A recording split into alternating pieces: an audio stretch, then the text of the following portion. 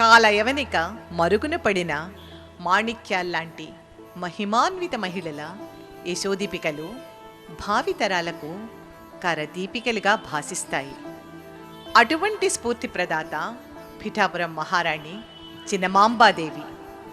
పుట్టుసిరిల నూజివీడు సంస్థానానికి చెందిన కపిలేశ్వర పురాధీశులు రాజా వెంకటరంగయ్యప్పారావు గారింట 1895లో ఉదయించిన మహాలక్ష్మి ఆండాళ్దేవి.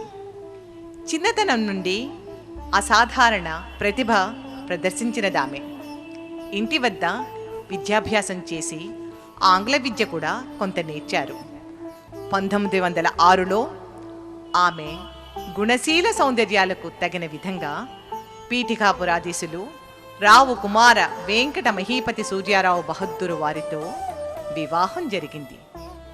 అత్తవారింట ఆండాళ్దేవి చిన్నమాంబాదేవిగా అడుగుపెట్టింది.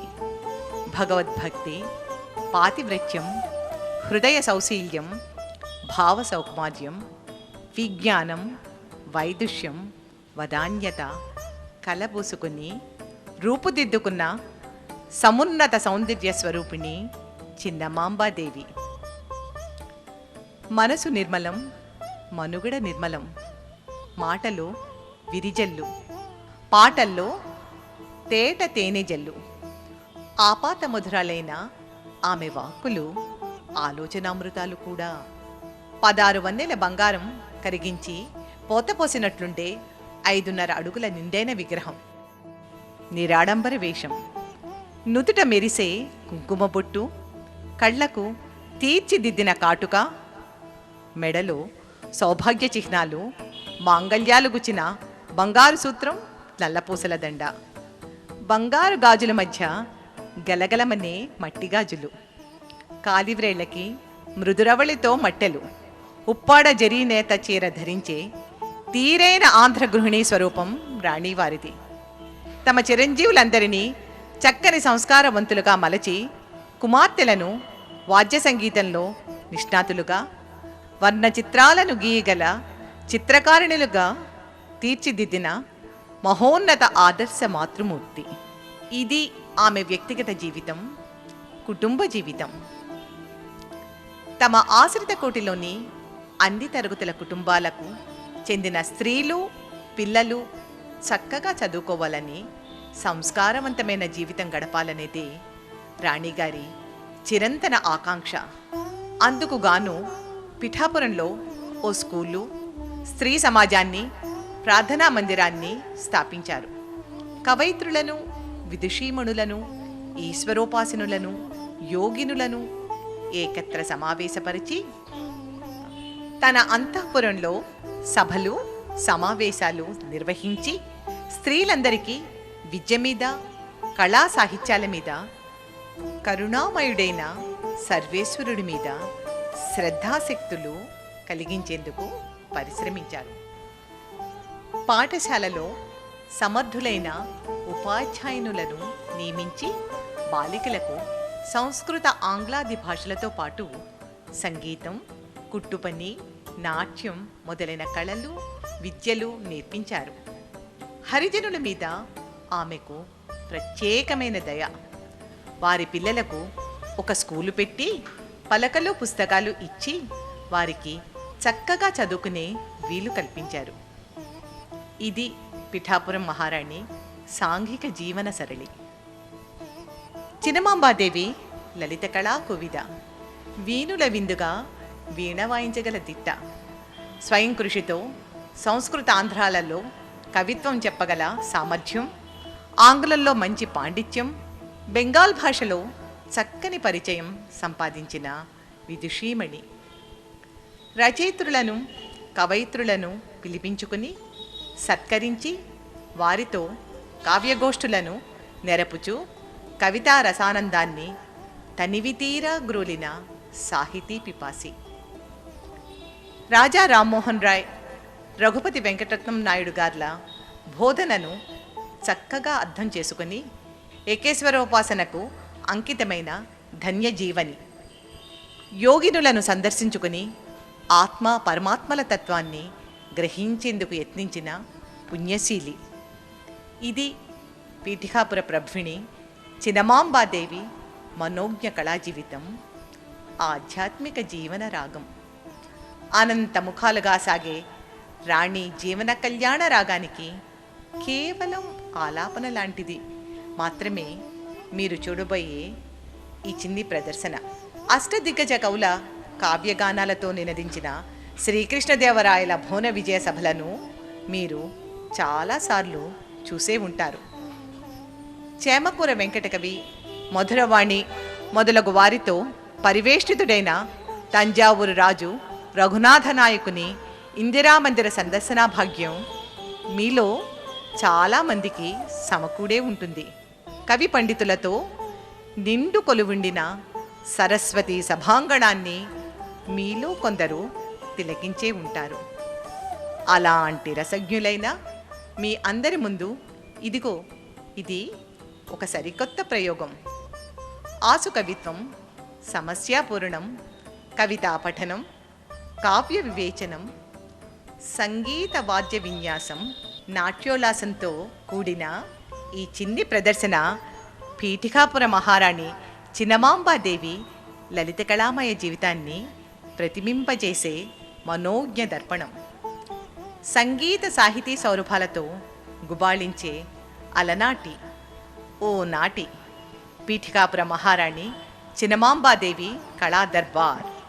ఈ కళా దర్బార్ సొబగులలోని ఓ చిన్న మెరుపును మీ కన్నులకు కట్టించే ఓ చిన్న యత్నం. రమణీమణుల రమణీయ కవితా గోష్ఠిని సాహితీ సమారాధకులైన సదస్యులు సహృదయంతో సమాదరిస్తారని ఆశిస్తున్నాం. ఇంటాక్ తూర్పుగోదావరి జిల్లా సౌజన్యంతో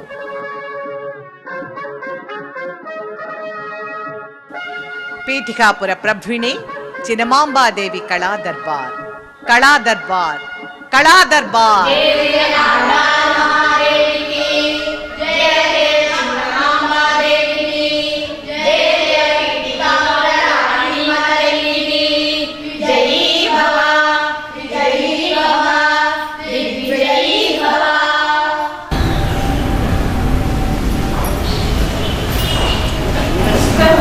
నమస్కారమ్మా.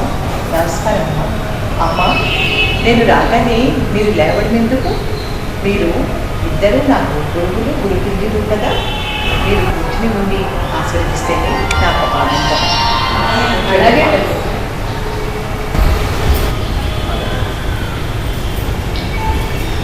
ఎంత గుర్తులేమైనా మా మహారాణి వారికి చూపించవలసిన మర్యాద కదమ్మా ఇది.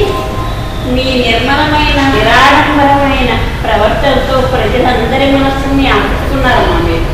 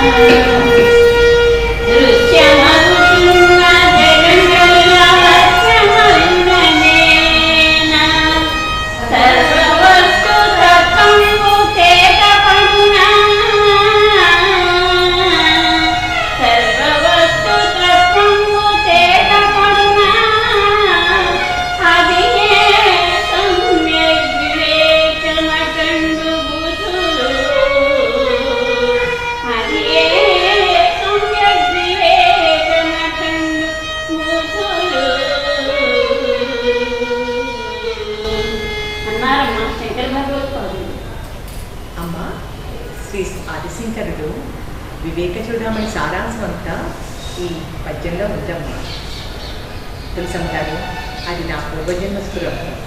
అందుచేతనే మీ వంటి మహాపండితులకు విద్యావంతులకు శిష్యురాలైనానమ్మా. అమ్మా, మహారాణి వారు మీ అంత ఉత్తమరాలు మాకు శిష్యురాలవడం నా అదృష్టం తల్లి.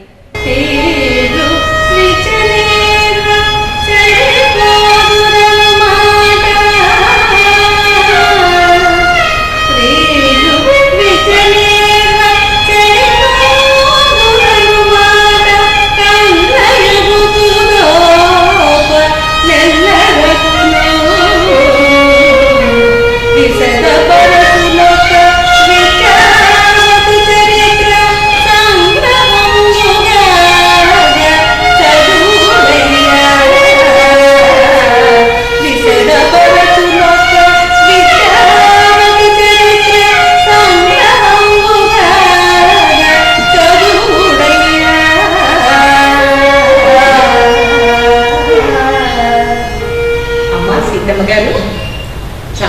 చక్కగా స్త్రీ విద్య ప్రాముఖ్యత చెప్పారమ్మా.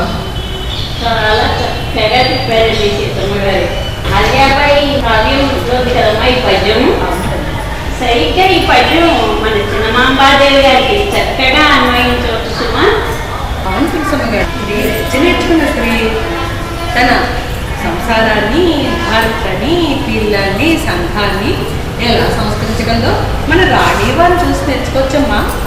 అదే కాకుండా మన రాణివారు పిఠాపురంలో స్త్రీలకు ప్రత్యేకంగా పాఠశాల కూడా నిర్మించారు కదమ్మా. రండి రండి కృష్ణమేణమ్మ గారు, రండి రండి. నమస్కారం అమ్మా కృష్ణవేదమ్మ గారు, రండి కూర్చోండి. పాటల వెంకమ్మ గారు నమస్కారం తండ్రి, రండి కూర్చోండి. ఈవేళ అమ్మవారి కొలువు గానమాధుర్యంతో కవితాగానంతో రక్తి కడుతుంది. నాదేముందండి తులసమ్మ గారు, నేను కృష్ణవేణమ్మ గారు మహారాణి వారి సంగీత గురువు. మనకి వారి వీణానాదంతో నిలువులు చేస్తారు. పాటల వెంకమ్మ గారు, మీరు తక్కువేంటమ్మా? మీరు తలుపు దగ్గర పాట నుండి తరంగాల వరకు భావయుక్తంగా పాడి రాణి వాళ్ళని అర్థం కదమ్మా. ఆ పాటకేమిలేండి, ఎప్పుడు వినేదేగా. ముందు కృష్ణవేణమ్మ గారి వాయిద్యాన్ని విని ఆనందిద్దాం. ఏమైనా అందించమంటారా? అందించండి.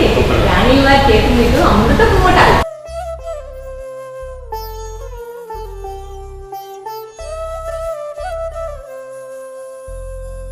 అమ్మా మహారాణి వారు, ఏ రాగాన్ని ఆలపిద్దామంటారు? అమృతవర్షిణి రాగాన్ని ఆలపించండమ్మా. చాలా చక్కటి రాగం అమ్మా అది. సుధామయీ సుధానిధి అన్న కీర్తన సభికులందరినీ ఆనందంలో ఓలలాడిస్తుంది.